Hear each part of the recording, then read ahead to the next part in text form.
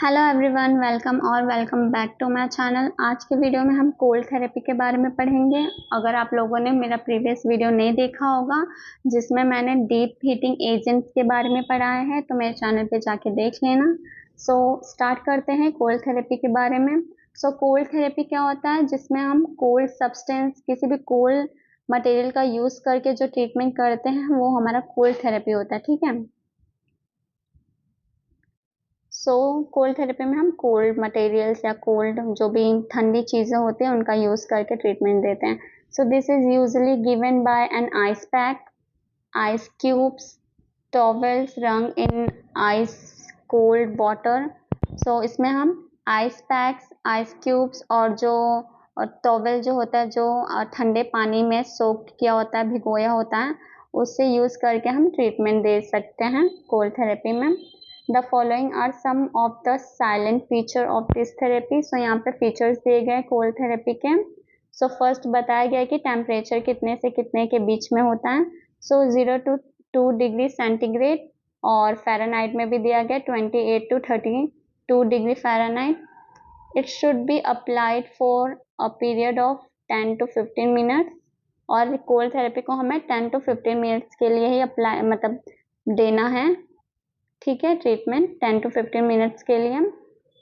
Temperature याद रखना 0 to 2 degree centigrade, और अगर फ़ारेनहाइट में याद रखना है तो 28 to 32 डिग्री फ़ारेनहाइट। ठीक है।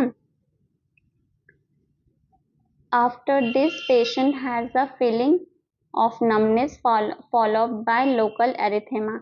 इसमें क्या, पहले तो पेशेंट को ठंडा लगेगा, उसके बाद बर्न फील होने लगेगा, फिर ऐसे एकिंग फील होने लगेगा, फिर जाके उसे जो एरिया है जहाँ पे हम, फिर जाके जो एरिया है वहाँ पे रेडनेस दिखने लगेगा, जहाँ पे हम आइस अप्लाई कर रहे हैं वहाँ पे रेडनेस होने लगेगा। यही बताया गया है कि the patient has a feeling of numbness followed by local erythema. Redness के बाद नमनेस होने लगता है उस एरिया में जिस पार्ट में हम ट्रीटमेंट दे रहे हैं। जिस पार्ट में हम ट्रीटमेंट देते हैं वहाँ पे आफ्टर ट्रीटमेंट वहाँ पे रेडनेस दिखने लगता है और वो एरिया नम हो जाता है। It effectively reduces pain, swelling, inflammation and spasticity when used immediately after the injury or fracture. तुरंत जब कोई इंजरी हुआ या फ्रैक्चर हुआ, उसके तुरंत जब हम कोल्ड थेरेपी यूज़ करते हैं तो उससे पेन भी रिड्यूस हो जाता है, स्वेलिंग भी ज़्यादा नहीं होता है, स्वेलिंग भी रुक जाता है, और इन्फ्लामेशन भी ज़्यादा नहीं होता, और जो स्टिफनेस और टाइटनेस है वो भी नहीं होता है। ये बहुत इफ़ेक्टिव होता है जब हम फ्रैक्चर के तुरंत बाद या फिर इंजरी होता है उसके बाद तुरंत यूज़ करते हैं तो। It is less commonly used in later stages of fracture rehabilitation. और फ्रैक्चर के जो लेटेस्ट स्टेज होता है ना, जो स्टार्टिंग के स्टेज में नहीं, जब वो हील होने लगता है, बाद का जो स्टेज होता है उसमें हम कोल्ड थेरेपी यूज़ नहीं करते, क्योंकि जो बाद का स्टेज होता है उसमें तो हमें अच्छे से, स्टार्टिंग के स्टेज में तो चलो हमें ये सब पेन कम करना रहता है, स्वेलिंग को कम करना रहता है, स्पास्टिसिटी कम करना रहता है। इसलिए हम लोग आइस देते हैं, ताकि आइस क्या करता है, जो हमारा ब्लड वेसल है उसे कॉन्स्ट्रिक्ट कर देता है ना। जो ब्लड वेसल है वो कॉन्स्ट्रिक्ट हो जाएगा तो फिर पेन भी फील नहीं होगा और स्वेलिंग भी ज़्यादा नहीं होगा। उस स्टार्टिंग फेज में यूज़ कर सकते हैं, लेकिन लेटेस्ट स्टेज में हम नहीं यूज़ करते, क्योंकि उस समय हमें ब्लड वेसल को कॉन्स्ट्रिक्ट नहीं करवाना है, हमें ब्लड वेसल्स को रिलैक्स करवाना है। लेटेस्ट स्टेज में हम हॉट पैक का यूज़ करेंगे, क्योंकि वो रिलैक्स होगा ब्लड वेसल, तभी तो हमारा जो ब्लड फ्लो है वो अच्छे से होगा, तभी तो जो हीलिंग है वो भी अच्छे से होगा।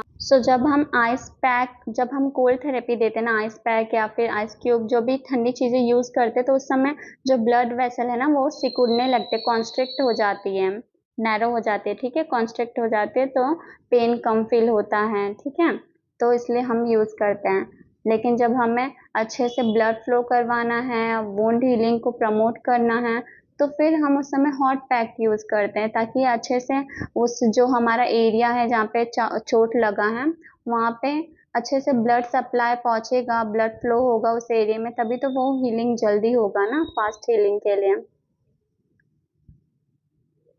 सो हॉट पैक के समय जो ब्लड वेसल्स हैं वो रिलैक्स हो जाते हैं, डायलेट हो जाते हैं, और कोल्ड पैक में जब ठंडी चीज़ें अप्लाई करते हैं ब्लड वेसल्स पे, स्किन पे, तो जो ब्लड वेसल्स हैं वो कॉन्स्ट्रिक्ट हो जाते हैं, सिकुड़ जाते हैं। So when used it reduces pain spasm even in that stage। So cold therapy जब हम यूज करते हैं ना, तो फिर जो हमारा ये लेटेस्ट स्टेज की बात हो रही है ना, फ्रैक्चर रिहेबिलिटेशन। तो फ्रैक्चर रिहेबिलिटेशन के लेटेस्ट स्टेज में जब हम कोल्ड थेरेपी यूज करते हैं ना, तो पेन कम करने के लिए, या फिर स्पाज्म, जो इनवॉलेंट्री जो मसल कॉन्ट्रैक्शन हो, सडन इनवॉलेंट्री जो मसल कॉन्ट्रैक्शन होता है, मसल स्पाज्म जिसे हम बोलते हैं, वो कम करने के लिए हम जो फ्रैक्चर रिहेबिलिटेशन का जो लेटेस्ट स्टेज है, लास्ट वाला स्टेज, बाद के जो स्टेज है जब फ्रैक्चर हील होने लगता है, उस स्टेज में यूज कर सकते हैं कोल्ड थेरेपी। सो यहाँ पे बताया गया it is less commonly used in later stages of fracture rehabilitation.